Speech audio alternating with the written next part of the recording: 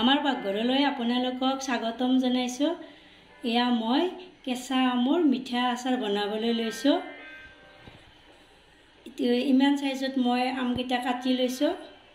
লৈ পেলাই 2 ঘণ্টামান সময় নিমখ পানীত তিয়াই ৰাখিছিলোঁ। এতিয়া এইখিনি উলিয়াই ফেনৰ তলত ৰাখিছোঁ 15-20 মিনিট সময়। এতিয়া এই আচাৰখিনি বনাবলৈ ৰেডি হৈছোঁ।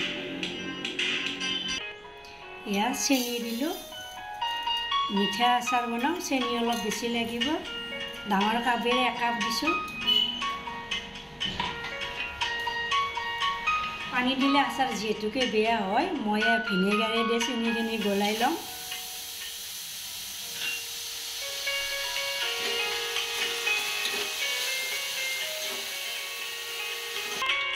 এতিয়া চেনিখিনি গলি গৈছে। এতিয়া ইয়াত আম দিম।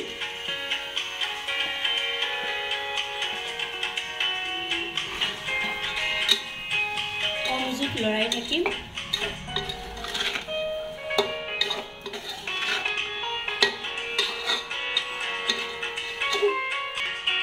এয়া কাশ্মীৰী পাউডাৰ দিলোঁ। কালাৰটোৰ কাৰণে কালাৰটো ভাল হ'ব।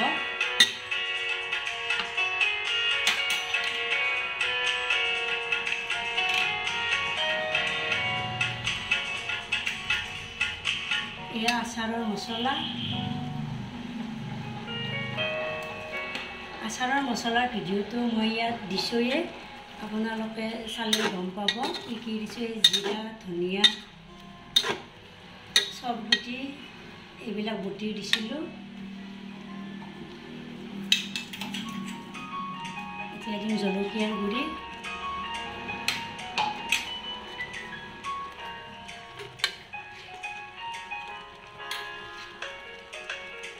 অকণমান হালধি পাউডাৰ।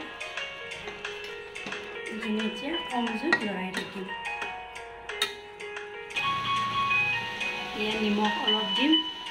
আগতে মই নিমখ পানীত তিয়াই দিছিলোঁ, নিমখ অলপ বেছি কৰি দিছিলোঁ, সেইবাবে এতিয়া অলপমান নিমখ দিছোঁ, বেছি দিয়া নাই। এয়া ক'লা নিমখ দিম।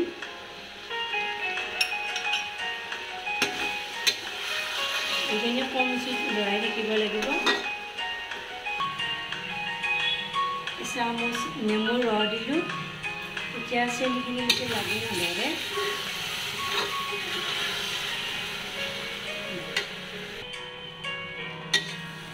এইখিনি হৈছে। এতিয়া মই গেছটো অফ কৰি দিম, ঠাণ্ডা হ'বলৈ দিম। এয়া মোৰ কেঁচা আমৰ মিঠা আচাৰ ৰেডি হৈ গ'ল। আপোনালোকেও এনেদৰে বনাই চাবচোন, খাবলৈ ভাল লাগিব। ভিডিঅ'টো চাই কেনে পালে জনাব। ভাল লাগিলে লাইক কমেণ্ট কৰিব আৰু মোৰ চেনেলটো ছাবস্ক্ৰাইব কৰি দিব। আজিলৈ আহিছোঁ, ধন্যবাদ।